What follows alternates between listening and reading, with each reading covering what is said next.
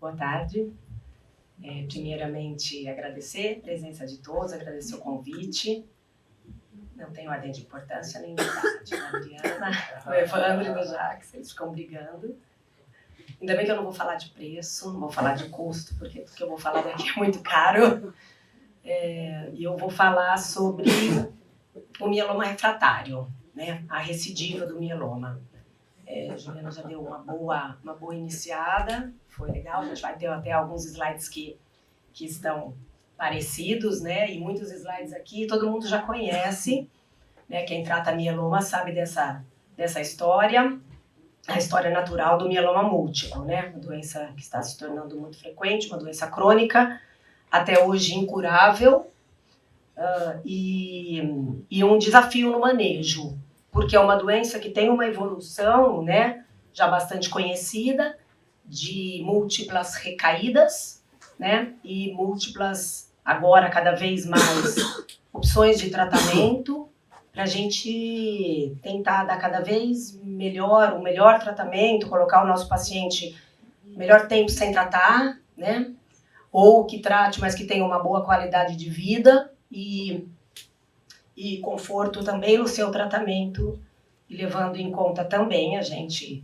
falando aqui dos efeitos colaterais financeiros também, para o paciente, para a sua família, para o seu, né, sua instituição, etc. Então essa é uma curva mesmo, todo mundo vê, quando a gente vai falar de mieloma, das múltiplas recaídas, e a cada vez que o paciente recai, mais difícil a gente vai, pela biologia da doença, desenvolvimento de subclones e um comportamento de refratariedade clonal, vai ficando mais difícil colocar o paciente em remissão por mais tempo.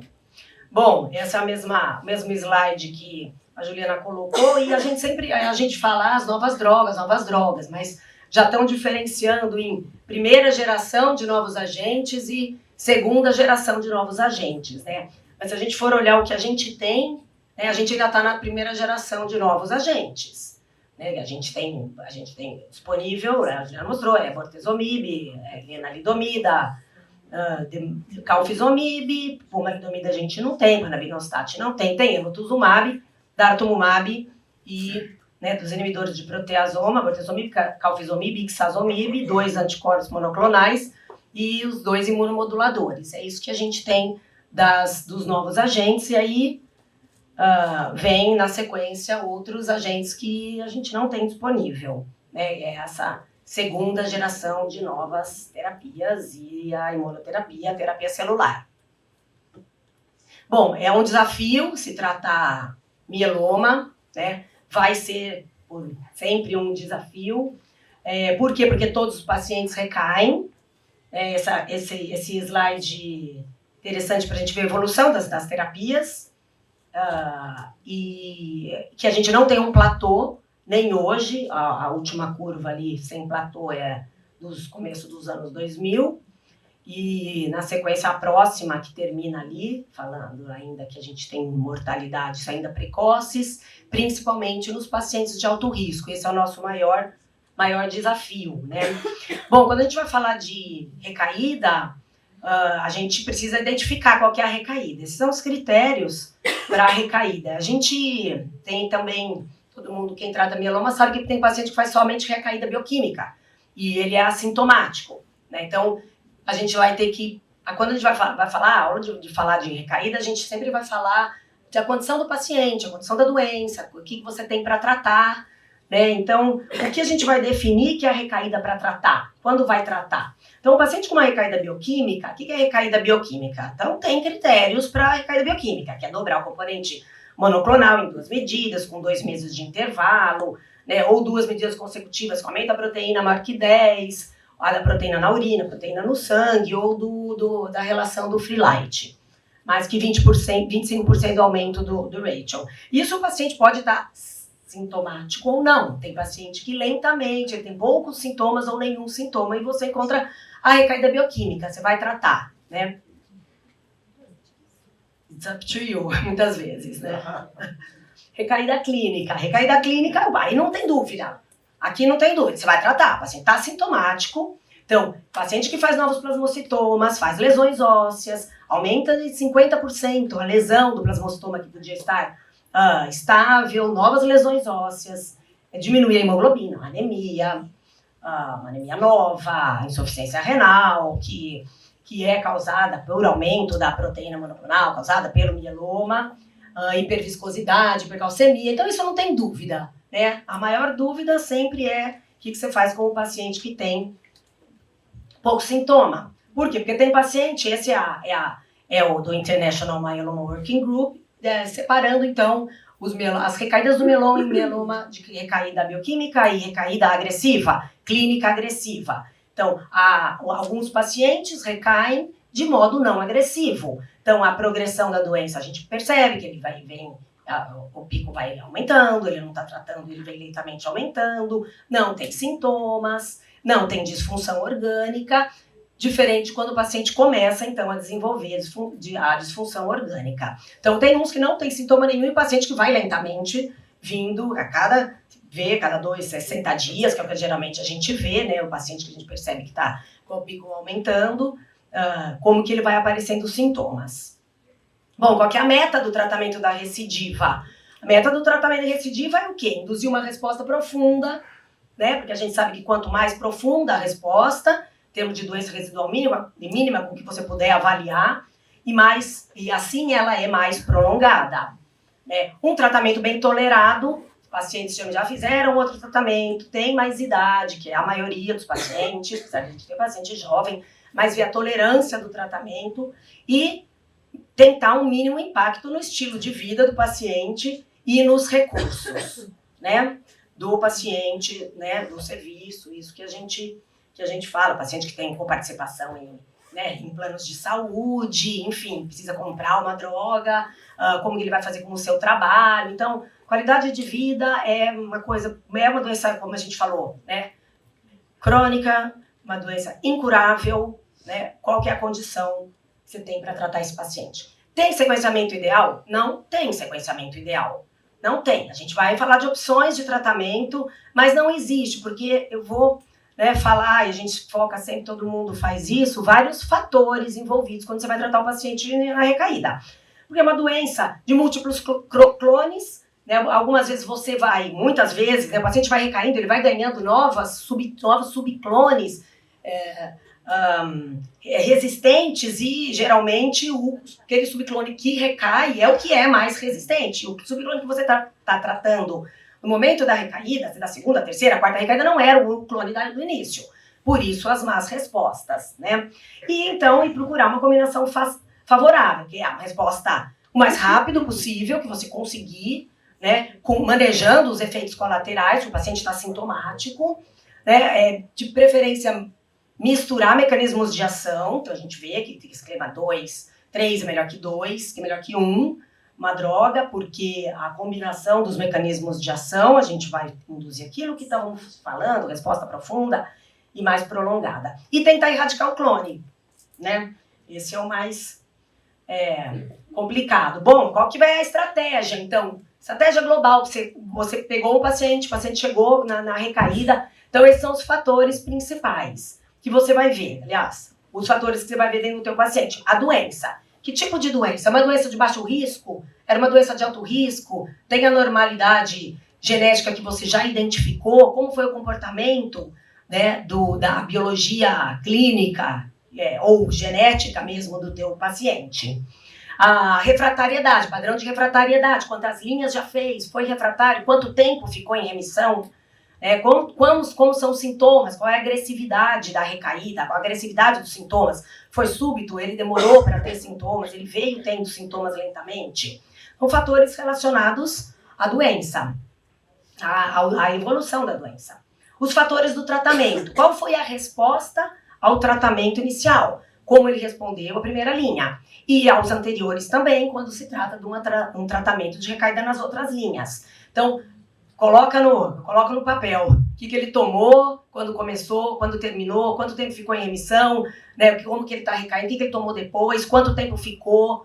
Né, isso é muito, muito importante, fazer esse overview da da resposta do paciente. Quanto tempo ele ficou em remissão? E o que usou? Sempre. Coloca as drogas que usou e quanto tempo que durou o tratamento. Quanto tempo durou a resposta. E os fatores do paciente que a gente falou.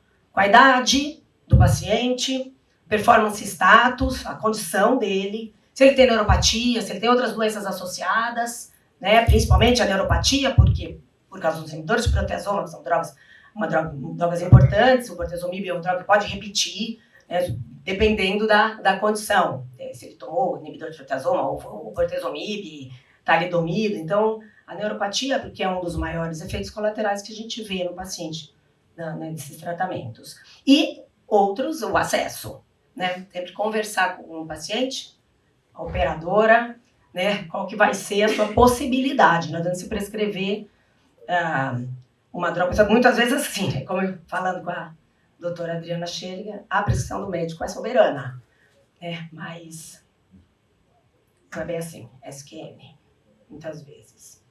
Bom, se priorizar sempre a qualidade de vida, né, do paciente. Bom, quando a gente vai estudar recaída e algoritmos de tratamento, esse pelo menos um algoritmo do IMF americano, bom, os americanos usam Lena em primeira linha para todo mundo, né? A Europa não, o Brasil não, a gente não tem Lena, pelo menos a gente não vê aqui paciente que ficou refratário a Lena primeira linha, e pelo menos eu não tenho paciente tomando Lena em primeira linha. É difícil, então, mas eu vou mostrar até duas opções, né? Dois pensamentos, né? Quando o seu paciente recai, você olhou todos os fatores, e na primeira recaída ele não é refratário a Lena porque não tomou Lena. E você vai escolher os seus fatores para efeitos colaterais, acesso, para escolher a tua droga para tratar a primeira recaída. Bom, esse é um algoritmo já europeu. Então, o algoritmo europeu, a gente já pensa, o paciente teve acesso ou não teve acesso, é o que a gente pensa aqui, né? Teve acesso ou não teve acesso a novas drogas na primeira linha, né? Principalmente, então, o paciente fez a primeira linha de MPT, de VCD, de VTD, né? Qual foi a primeira linha que seu paciente usou? Então, sempre lembrar se o paciente pode usar novamente, ou retratar com bortezomib, ou o paciente é elegível para um segundo transplante, né? Se ele já passou o tempo que ele pode fazer um segundo transplante, está fit para um segundo transplante, ou você vai retratar com o bortezomib, ou se você vai trocar o esquema por um esquema, se a recaída é mais, por exemplo, uma primeira recaída mais precoce, né, recaída menos de 1 ano, recaídas agressivas, trocar a classe de droga. Então, trocar o inibidor de proteasoma, se ele não tiver graves efeitos colaterais, como para um carfizomib ou ixazomib, e associar ou não o acesso à lenalidomida. Bom, e os próximos, os subsequentes, né? Então, voltando naqueles, então as opções de adicionais, quando você, por exemplo, a recaída é muito, muito agressiva ou já fez o uso de todos os regimes, então tem ali as quimioterapias, né? Os regimes baseados em quimioterapia, o DTP, melphalan, os regimes com betamustina, regimes com 4 drogas. Bom, aí tá aí, né? A Juliana também colocou, também coloco, né? A sopa de letras, isso vem os trials com as combinações para mieloma recaída desde do Dr. Paul Richardson, desde 2005, com o Apex, que é o que começou a tratar paciente bortezomib com Dexa, e aí vem vindo as combinações. Em 2007 o MM10 a Lendexa, depois vem as duplas e triplas combinações, né? Até a gente aqui, os últimos, com os CAR-T versus dexametasona, né? Não é possível falar tudo isso. Mas eu vou rapidamente passar um pouco sobre vou falar da resposta e da sobrevida e do tempo de resposta nos principais combinações, as combinações mais importantes que a gente pode ter acesso. Então, vou começar pelo Aspire, que é o estudo que compara o calfizomib, inibidor de proteasoma de segunda geração, combinado com Lena e Dexa, versus só o calfizomib com Dexa, com um follow-up grande, quase 6 anos de acompanhamento, 67 meses, uma resposta muito boa, de 87%, reduzindo o risco de progressão da doença em 21%, tudo em favor da combinação tripla do KRD. Então, e os efeitos colaterais, né? Ele tem um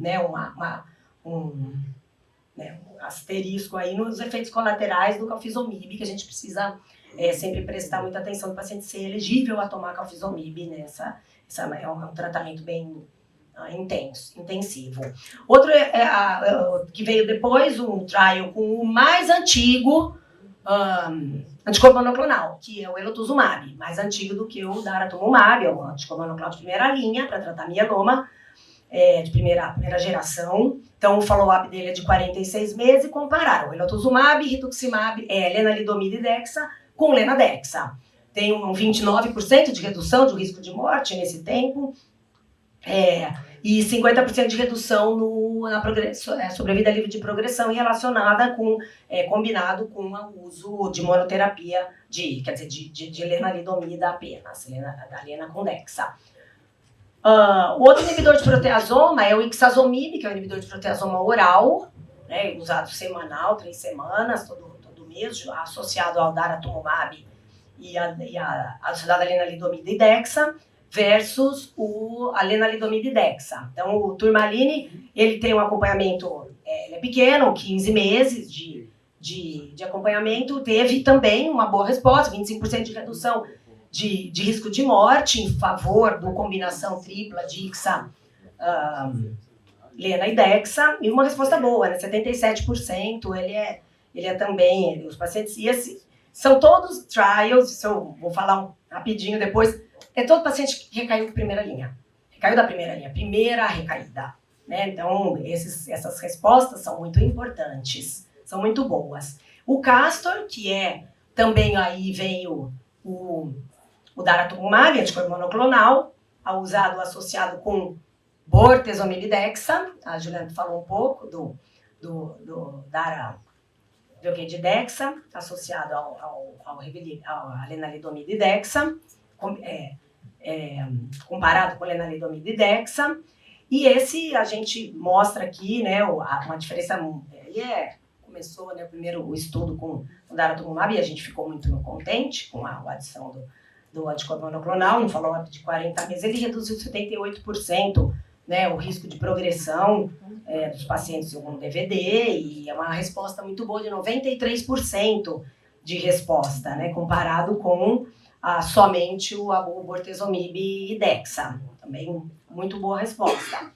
O Pollux, então a estrela do Pollux, que é o daratumumab com Revlimid e dexa, comparado com a Lena e dexa, num follow-up esse é o maior, de quase 33 meses, reduziu 56%, uma resposta também excelente, 93%, a curva não atingiu a mediana aí a mediana nos 42 meses, a sobrevida livre de progressão, né? Esse é um esquema bem interessante e não é difícil de fazer.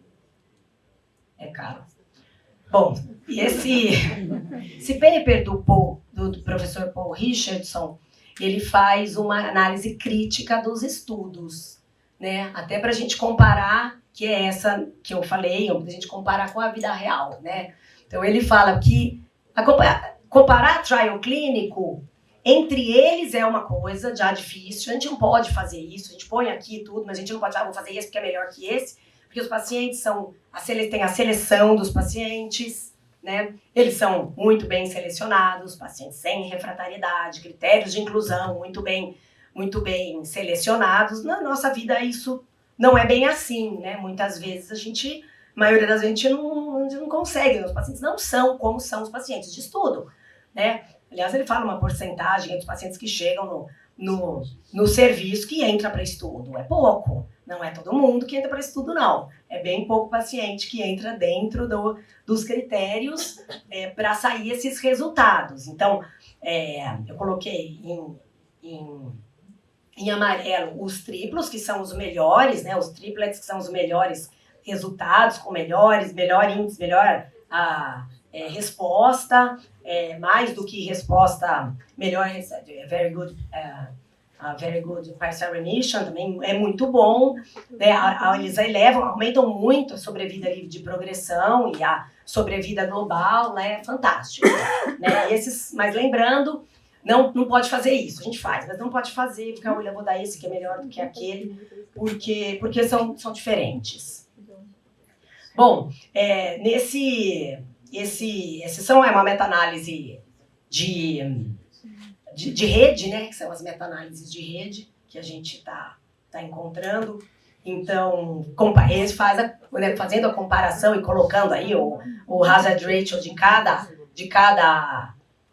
esquema, né? Então, é legal para a gente ver, é muita opção, é muita coisa, mas lá em cima a sobrevida livre de progressão e o menor, colocando os esquemas triplos em primeiro lugar, as combinações com lenalidomida e com essas drogas, principalmente as drogas que a gente tem acesso, que é cafezomib, daratumumab, ixelotuzumab, né, são drogas que a gente tem acesso, e ele coloca como, lembrando, vendo aí a espinha dorsal do tratamento desses plots é dexametasona, é o tratamento, né, todos usam a dexametasona ali que está no 1, né, fazer a monoterapia com dexametasona.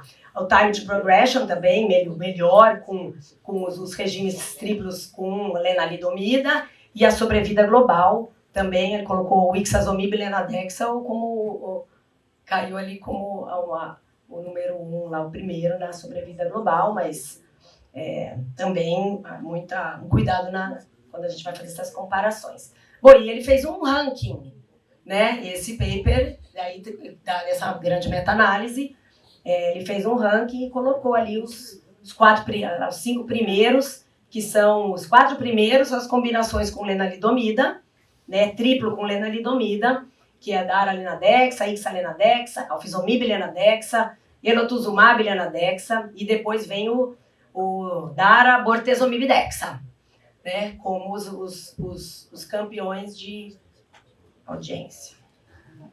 Bom, para também a gente terminar, o estudo de vida real, né? Esse estudo que foi feito em países europeus, então incluiu quase 5.000 pacientes, foram 435 médicos que participaram, são 4.997 pacientes, e os países que enviaram seus dados, a Bélgica, a França, a Alemanha, a Itália, Espanha, Suíça e Reino Unido.